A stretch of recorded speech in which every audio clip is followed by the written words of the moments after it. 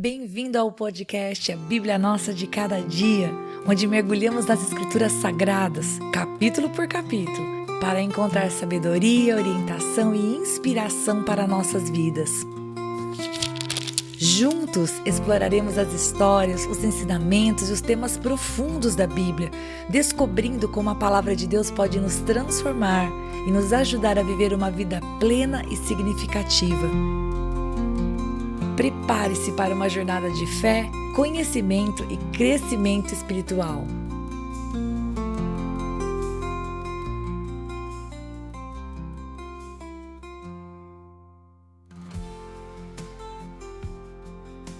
Hoje nós vamos meditar em Êxodo capítulo 32. E eu quero dizer para você uma coisa antes de começar a comentar sobre o capítulo. Esses dias eu pensei, se eu gravasse pequenos vídeos apenas comigo estudando a palavra, eu acho que as pessoas do canal iam ficar pensando, meu Deus, olha que doida, como ela bebe água, olha como ela escreve, olha como ela anota. Mas são vídeos que seriam produzidos um dia como hoje, meditando sobre esse capítulo, que eu não sei se ia fazer mais pessoas seguirem o canal ou algumas pessoas desistirem e falar, nossa, essa moça ela fica muito impactada quando lê a Bíblia. Porque esse capítulo 32, honestamente, eu já li esse capítulo 32 antes, mas quando você lê ele pausadamente, como que sentindo os versículos e orando a respeito deles, e tentando visualizar a situação, existem tantas coisas para explorar aqui que eu vou realmente tentar não fazer um podcast muito longo, mas se você tem tempo para ouvir um pouco da palavra de Deus, vem comigo e vamos meditar um pouco sobre isso, ok? Bem, o capítulo 31, o anterior, termina conosco vendo Moisés recebendo de Deus as tábuas do testemunho. Ou seja, Deus terminando de dizer o que ele queria que fosse construído para que ele pudesse habitar com seu povo e ser adorado por ele. Então até aqui dá a impressão para nós que Moisés vai descer o monte, passar as instruções, Deus já tinha dado até o nome das pessoas que ele tinha capacitado, essa construção ia começar e o povo ia começar a ter comunhão com Deus. Até a borda do capítulo 31 é isso que você visualiza. É como se fosse um filme, é o que você acha que vai acontecer nas próximas cenas. Só que o capítulo 32 nos indica, ele inicia já contando o que estava acontecendo do outro lado. Enquanto Moisés estava lá falando com Deus, Josué estava no meio do caminho do monte, o povo que estava lá embaixo, debaixo da tutela de Arão, não estava pensando dessa maneira. Enquanto Moisés e Deus estavam falando da aliança, de santificação, de ser povo de Deus, o povo que estava no pé do monte cansou de esperar e voltou aos velhos hábitos, aos hábitos do Egito. E por que nós sabemos disso? Bom, a primeira coisa que eles fizeram foi ceder à impaciência. 40 dias é muita coisa? Queridos, claro que é, principalmente para nós, para essa nossa geração, deste momento, porque antigamente a gente mandava uma carta e dependendo de para onde você tinha mandado a carta, você tinha que esperar uma semana e meia, às vezes, olha, eu acho que eu já cheguei a esperar 3 semanas para receber uma resposta de carta, então assim, a gente tinha que esperar muito, mas nos dias atuais, mesmo a nossa geração, que é a geração da fita cassete e da carta escrita, para essa geração de hoje, se uma pessoa te manda uma mensagem logo pela manhã e você não respondeu à tarde, ela já acha que você está deixando ela no vácuo, que você está dando um ghosting nela. E não é assim, Mas para aquele povo, já 40 dias era muito? Eu acredito que sim. Tanto é que, eles imediatamente resolveram tomar decisões. Vendo que Moisés demorava, eles foram até Arão com uma decisão. A pessoa que Moisés tinha deixado no controle era Arão, então, eles foram até o líder e disseram, olha, faça deuses que caminhem, que possam nos guiar nesse novo caminho, porque eu acho que Moisés já não vai mais voltar para essa cena, Moisés que nos tirou do Egito. Não, quem tirou eles do Egito foi Deus. Deus usou Moisés, mas Moisés, queridos, era carne e osso igual eles, sujeito às mesmas situações. Muito bem. Antes de eu continuar essa história, não comece a julgar o povo, ok? Porque quantas vezes nós também, quando não estamos vendo uma resposta de Deus, de uma oração, ou um movimento de Deus em relação às coisas acontecerem, quantas vezes nós também não começamos a concatenar uma saída? A gente começa a pensar num recurso, num escape, a gente começa a trilhar os nossos próprios caminhos porque a gente está orando e está esperando e Deus não está se movendo. O povo estava fazendo exatamente a mesma coisa. Passaram 40 dias, Moisés não desceu o monte, não viram Josué, eles pensaram, acabou-se, vamos cada um de nós aqui cuidar de nós mesmos. E é muito perigoso qualquer um de nós agir assim, se a gente não tomar a decisão diária de ficar onde Deus nos mandou ficar, ou de continuar no caminho que Deus nos mandou continuar. Mas continuando a história. Arão, por motivos que a gente explica, mas não justifica, cedeu à vontade do povo. Seja por medo de ser morto, seja por concordar com o povo que Moisés estava demorando. Depois a gente vai ver a explicação dele mais pra frente no capítulo, né? Como saber o que passou na cabeça de Arão? Honestamente, não sei. Outro que a gente não pode julgar, viu? Porque Arão viu de perto os milagres que Deus fez. Desde o princípio, Deus usou Arão para falar com o faraó e ser participante dos milagres. Mas mesmo assim, ele cedeu ao pedido do povo e fez o que é errado. Podemos julgar Arão? Eu honestamente acho que não. Sabe por quê? Porque é muito fácil nós vivemos uma fase diante de Deus de respostas, de milagres, de poder e de ver Deus fazer as coisas através da nossa vida. E depois, por causa de 40 dias em que a gente escuta zero de Deus, zero do profeta, zero da palavra, zero no nosso coração, a gente querer tomar o controle da nossa própria vida. Então não vamos julgar o povo, não vamos julgar Arão. Só vamos entender a história, porque pode ser a história das nossas vidas. Bem, eles pediram então que fossem feitos deuses. E ele, no versículo 2, Arão, fala em trabalhar. Ele trabalha ali o ouro e fez com ele um bezerro de metal fundido. Eles acolheram essa imagem. No verso 4, o que eles fazem? Eles deram a esta imagem, a glória de ter tirado eles do Egito. Eles não apenas declararam, vamos seguir a imagem a partir de agora, mas eles tiraram a glória de Deus, de ter tirado eles da escravidão.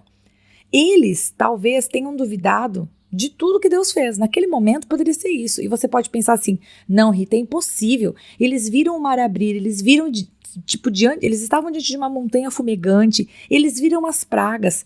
Sim, mas escuta uma coisa, todos nós podemos correr o risco de duvidar de Deus ou de trocar Deus por qualquer outra explicação racional ou irracional se não mantermos a nossa confiança na palavra de Deus. Quando a bênção acontece, quando o milagre acontece, não, foi Deus, foi Deus. Só que quando logo na sequência vem um momento de luta, será que foi Deus mesmo? Será que não foi o meu braço? Então eu vou fazer dessa outra maneira, deixa eu aqui me garantir. E a gente começa a parar de depender do Senhor em oração e querer fazer as coisas sozinhos. A história do povo, a nossa história se a gente não decidir fazer diferente. E a luta do povo, qual foi? A luta do povo foi esperar, foi confiar no Deus de Moisés, que Moisés votaria. E por que não foram procurar Arão e dizer assim, olha, como que faz pra gente celebrar a Deus enquanto Moisés está lá em cima? Porque você concorda comigo? Do mesmo jeito que eles se organizaram para cultuar essa imagem, para pedir um Deus, eles podiam ter organizado uma adoração a Deus. Só que a espera, a ausência de um movimento de Deus, a ausência de uma resposta, a ausência de Moisés, fez com que eles voltassem às práticas antigas. E, gente, fica um aviso para nós, qualquer filho de Deus que não decida por Deus diariamente pode incorrer nesse erro, eu e você. Não importa o quanto a gente conheça da palavra de Deus hoje, não importa o quanto a gente tenha vivido com Deus hoje. Se amanhã eu não decidir fazer as coisas à moda de Deus, eu posso perder, vamos falar dessa maneira, eu posso levar para um caminho minha família, meu trabalho, minha saúde, meu ministério, qualquer coisa, para qualquer outro caminho, porque a presença de Deus de ontem não garante a boa decisão hoje. Vamos dizer assim, nós podemos escolher o caminho errado, que foi o que o povo fez. Eles tinham falado, tudo que Deus falar, faremos. Não, passou 40 dias, nem lembraram mais. E do verso 7 ao verso 14, a gente vê um diálogo entre Deus e Moisés, nos mostrando que enquanto Moisés era limitado em saber o que estava acontecendo lá embaixo, porque Moisés estava lá em cima com Deus, Deus não era. Deus estava vendo tudo. Você consegue imaginar a grandeza de Deus? Deus estava escutando tudo em tempo real. Que intenso saber que Deus ouve todas as conversas. Deus vê todos os pensamentos. Deus escuta todos os choros. Deus vê todos os pecados. Deus recebe todos os arrependimentos e Deus também recebe todas as ingratidões. E ainda assim, e isso é aquela coisa complexa de que os nossos pensamentos não são de Deus, porque a gente não consegue alcançar a tamanha bondade. Porque mesmo Deus conhecendo cada um de nós na sua totalidade, Ele ainda entregou Jesus Cristo para morrer por nós naquela cruz. Para abrir para nós um vivo caminho para se chegar a Ele. Porque Ele sabe que nós por nós mesmos não vamos conseguir.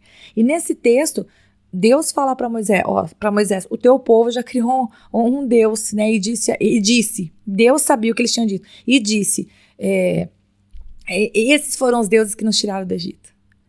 Deus então propõe no verso 10 que Moisés deixe ele destruir todo o povo e recomeçar a partir dele. Sim, a nova versão que eu estou lendo, né, a NAA, ela diz, é isso que está escrito, deixe-me.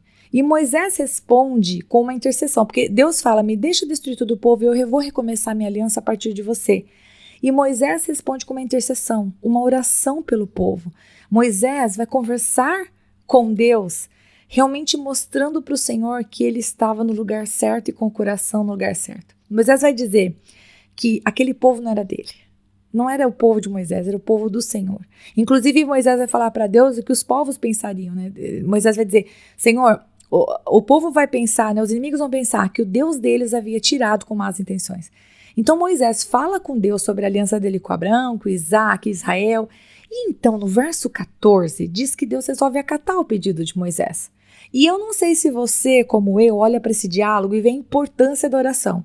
Moisés não estava sendo maior do que Deus, viu, gente? Moisés não vai pensar assim, nossa, Moisés estava aconselhando Deus. Não, gente, não, né? Lógico que não. Moisés estava orando segundo Deus queria que ele orasse. Porque para liderar aquele povo, Moisés precisava se manter no caminho traçado por Deus e não desistir do povo quando esse se desviasse. Moisés estava mostrando para Deus que o coração dele estava no lugar certo, o de manter a aliança que Deus havia feito com o povo. Porque se Moisés virasse para Deus e falasse assim, Deus, o senhor está certo, taca fogo, manda ver mesmo, vamos começar tudo de novo, ia mostrar que não. Moisés não estava fazendo oração, pelo menos é assim que eu entendo a leitura do texto. Moisés não estaria fazendo oração que Deus queria ouvir. Tanto é que, não se engane, Moisés, ele não é mais bondoso que Deus. Lembre-se que Jesus é Deus e Jesus não escutou as ideias de Tiago e João de fazer cair fogo do céu e matar todo mundo. Vai lá em Lucas capítulo 9, versos 54 a 56, para você ver essa história. Não, Deus não tem prazer na morte daquele que é ímpio, daquele que se afasta do caminho de Deus, daquele que não conhece a Deus. Mas, se Moisés não queria que Deus matasse todo mundo, veja bem, não se engane, ele mesmo estava muito bravo. A própria palavra de Deus vai dizer que ele estava irado. Quando ele desceu o monte, Moisés ele não estava todo cheio de alegrias, não. Do verso 15 em diante, Moisés desce, se encontra com Josué, que estava no caminho esperando por ele, e eles chegam lá embaixo. E as atitudes de Moisés foram, verso 19, quebrar as tábuas que Deus havia escrito. Deus havia entregado para ele, queridos, 2 tábuas escritas de ambos os lados, de um lado e do outro. Deus escreveu apenas, né, os mandamentos, o Senhor escreveu mais coisas, que tamanho que era essa tábua, enfim, não sabemos. Mas a verdade é que quando o Moisés que tinha intercedido, lá em cima do monte ele intercedeu pelo povo, mas quando ele chegou e ele viu a maldade humana, inclusive porque a palavra no original que fala que eles se sentaram para beber e para se divertir, a palavra no original tem um cunho sexual. A ideia é que eles realmente fizeram coisas que eram abomináveis diante de Deus.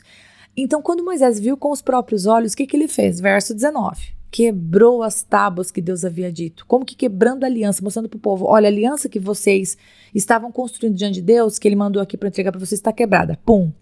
Verso 20, ele derrete o bezerro de ouro que o povo tinha pedido para ser construído e mandou o povo beber. Sim, então aí, bebam aí os deuses que vocês queriam fazer então, que liberaram vocês aí do Egito. Toma um gole aí. Mandou eles beberem. E em terceiro lugar, ele se vira para Arão, ele vai perguntar para quem ele tinha dado autoridade, no verso 21.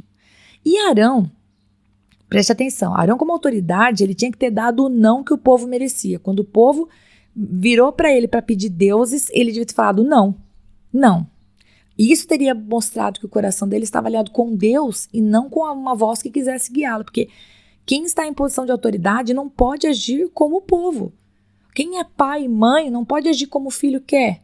Quem é um líder dentro de uma igreja tem que ter uma direção de Deus, não a direção da maioria. E pense em todos os cargos de autoridade que são ocupados por pessoas que estão sendo guiadas por Deus. A gente é responsável pelo não. A gente tem que ter certeza se a gente está alinhado com a vontade de Deus. Mas uma vez que a gente sabe que aquilo que a gente está pensando é de Deus, como autoridade, o nosso não tem valor. E Arão aqui deixou o povo solto. É isso, inclusive, que está escrito no versículo 25. O versículo 25 vai dizer que o povo estava sem controle, porque Arão o tinha deixado à solta, para a vergonha no meio dos seus inimigos. Olha só, veja que Moisés via mais que Arão via. O se desviar do povo de Deus trazia juízo pelo pecado da idolatria, ingratidão para com Deus, mas olha só o que Moisés viu, mau testemunho dos de fora, né? É o que é dito no versículo. Então no verso 26, Moisés se põe diante da entrada do arraial e ele pede que aqueles que são do Senhor venham até ele. Os filhos de Levi vêm e Moisés fala em nome de Deus que eles deveriam matar aqueles que não estavam de acordo com o Senhor. E a Bíblia vai dizer que naquele dia uns 3.000 homens morreram. E no dia seguinte, imagina o povo tentando dormir, né? No dia seguinte, todo mundo acorda e Moisés diz ao povo que ele iria subir de novo e buscar fazer propiciação pelo pecado deles. E quando ele chega diante de Deus, ele vai até o Senhor, ele fala, Pai, ou o Senhor vai junto conosco, ou risca o meu nome do teu livro. E quando eu li esse versículo, eu já tinha lido esse versículo antes, né, gente? Mas quando eu li esse versículo, eu fiquei pensando, Senhor, que livro! Que livro, porque no versículo 33 o Senhor fala assim, riscarei do meu livro todo aquele que pecar contra mim. Senhor, que livro é esse? Senhor, eu quero, se é daqueles que te amam, Senhor, Deus, eu quero que meu nome esteja escrito aí, né? Não está falando que é o livro da vida, então, enfim, vamos nos manter nessa aliança, da primeira aliança, né, do Antigo Testamento. E Moisés vai dizer para ele, ou perdoa o pecado desse povo, Senhor, ou me risca junto desse livro. E aí o Senhor vai responder para ele no verso 33, olha, eu vou riscar do meu livro quem tiver pecado contra mim. É isso que eu vou fazer. E aí no verso 34, nós vamos ver que o Senhor vai dizer, olha, eu vou colocar um anjo diante deles. E ele fala para Moisés, desce e leva esse povo para o lugar onde eu mandei você conduzir eles. Agora, o juízo disso vai vir no dia da visitação. Eles iriam ter a paga da decisão deles, mas não era agora. E então, quando nós vimos no verso 34 que o Senhor disse que ia colocar um anjo diante deles, eu vou mencionar para vocês um texto para finalizar. Lá de 1 Coríntios 10, versículo 1 até o versículo 4, porque esse texto de 1 Coríntios nos dá a entender que era o próprio Senhor Jesus que estava com eles. Aqui a palavra de Deus nos diz em Êxodo que Deus colocaria um anjo. E olha o que diz Paulo em 1 Coríntios, ele fala assim, ora, irmãos, não quero que vocês ignorem que os nossos pais estiveram todos sobre a nuvem e todos passaram pelo mar, e todos em Moisés foram batizados, tanto na nuvem como no mar. Todos eles comeram do mesmo alimento espiritual e beberam da mesma bebida espiritual, porque bebiam de uma pedra espiritual que os seguia, e a pedra era Cristo. Então essa rocha, essa pedra espiritual que deu a eles de beber e que os seguia, de acordo com Paulo, era Cristo. Então nós sabemos que esse povo estava cercado da bondade de Deus, apesar da desobediência. Agora, quais serão as cenas do próximo capítulo? Eu espero que você esteja tão ansiosa como eu para nós meditarmos, não apenas lermos, mas para a gente meditar na palavra do Senhor. Deus abençoe e até o próximo capítulo, se Deus quiser.